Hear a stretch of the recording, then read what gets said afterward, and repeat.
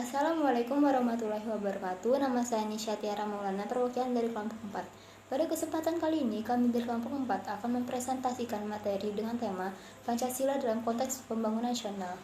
Adapun anggota kelompok dari kelompok 4 yaitu pertama saya sendiri Anisha Tiara Maulana, Citra Mutiara Dewi, Dewinda Oktari, Erna Jusanti, Muhammad Farhan, dan Desi Rahayu Disa. Baik, materi pertama akan saya bacakan. Pancasila dalam konteks pembangunan nasional. Pancasila adalah ideologi dasar bagi negara Indonesia. Kata Pancasila berasal dari bahasa Sanskerta. Panca berarti 5, dan sila berarti prinsip atau asas. Jadi Pancasila adalah rumusan dan pedoman kehidupan berbangsa dan bernegara bagi seluruh rakyat Indonesia. Lalu, bagaimana antara Pancasila dan pembangunan nasional? Dalam pembangunan nasional, Pancasila adalah sebuah paradigma karena hendak dijadikan sebagai landasan, acuan, metode, nilai dan tujuan yang ingin dicapai di setiap program pembangunan Negara Kesatuan Republik Indonesia. Pembangunan nasional juga dapat diartikan sebagai rangkaian upaya pembangunan yang berkesinambungan dan meliputi seluruh kehidupan masyarakat, bangsa, dan negara untuk melaksanakan tugas mewujudkan tujuan nasional. Tujuan nasional yang dimaksud di atas adalah sebagaimana terdapat dalam pembukaan Undang-Undang Dasar 1945 alinea keempat, yaitu melindungi segenap bangsa Indonesia dan seluruh tumpah darah Indonesia, memajukan kesejahteraan umum, mencerdaskan kehidupan bangsa, dan ikut melaksanakan ketertiban dunia yang berdasarkan kemerdekaan, perdamaian abadi, dan keadilan sosial, serta mewujudkan cita-cita bangsa sebagaimana maksud dalam alinea 2 pembukaan Undang-Undang Dasar 1945. Baik, terima kasih kepada Anisha Tiara Maulana yang telah menjelaskan materi sebelumnya. Saya Citra Mutiara Dewi akan menjelaskan materi yang berkaitan tentang Pancasila sebagai paradigma pembangunan. Artinya, Pancasila berisi anggapan-anggapan dasar yang merupakan kerangka keyakinan yang berfungsi sebagai acuan, pedoman dalam perencanaan, pelaksanaan, pengawasan, dan pemanfaatan hasil-hasil pembangunan nasional. Misalnya, pembangunan tidak boleh bersifat pragmatis. Yang kedua, pembangunan tidak boleh bersifat ideologis. Yang ketiga, pembangunan harus menghormati HAM. Yang keempat, pembangunan dilaksanakan secara demokratis. Yang kelima, pembangunan diprioritaskan pada penciptaan taraf minimum keadilan sosial. Assalamualaikum warahmatullahi wabarakatuh. Saya Desi Rahayu Disa. Di sini saya akan menjelaskan materi mengenai makna, hakikat, dan tujuan pembangunan nasional. Makna pembangunan nasional adalah rangkaian upaya pembangunan yang berkesinambungan yang meliputi aspek politik, ekonomi, sosial, dan budaya, dan hankam untuk mencapai tujuan nasional sebagaimana termaksud dalam alinea keempat pembukaan Undang-Undang Dasar 1945. Hakikat pembangunan nasional adalah pembangunan manusia Indonesia seutuhnya dan pembangunan masyarakat Indonesia pada umumnya.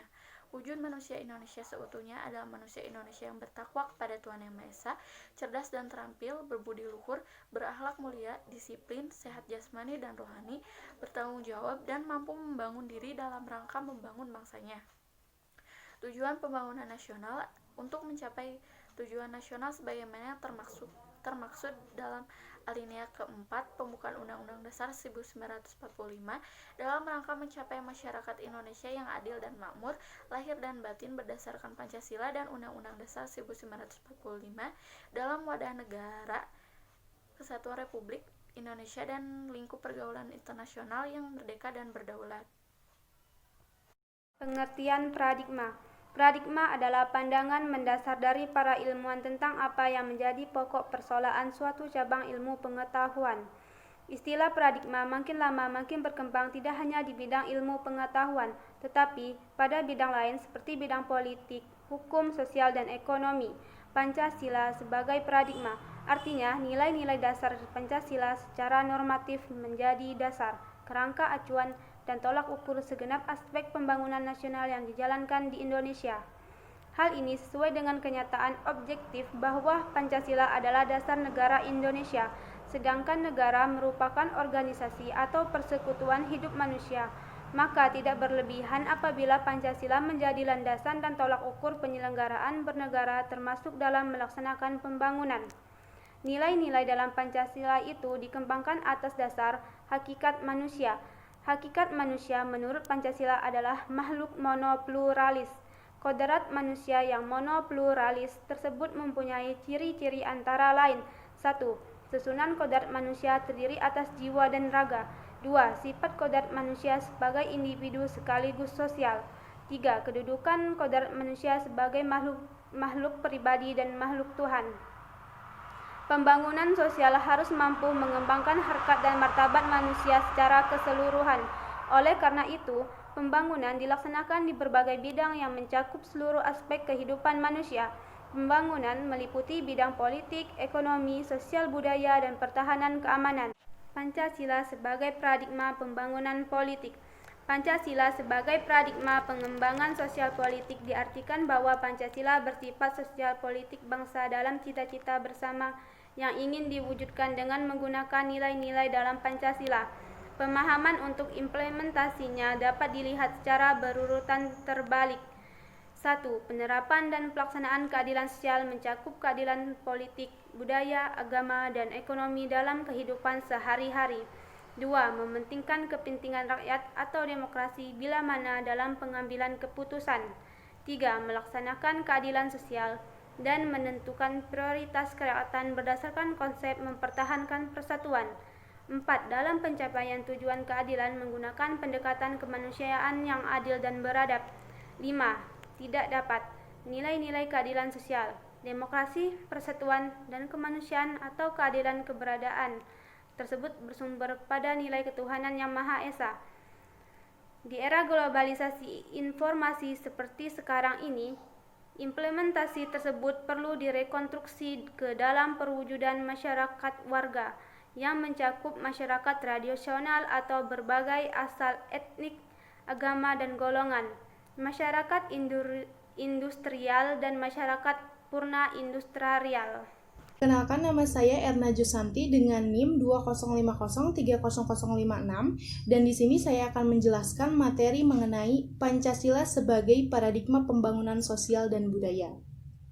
Apabila dicermati lebih lanjut, sesungguhnya nilai-nilai Pancasila itu memenuhi beberapa kriteria, yaitu kriteria sebagai puncak-puncak kebudayaan dan kriteria sebagai kerangka acuan bersama bagi kebudayaan-kebudayaan di daerah.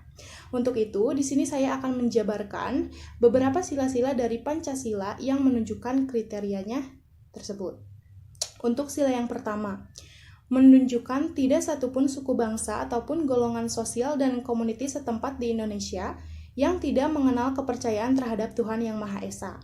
Sila kedua, merupakan nilai budaya yang dijunjung tinggi oleh segenap warga negara Indonesia tanpa membedakan asal-usul kesukubangsaan, kedaerahan, maupun golongannya.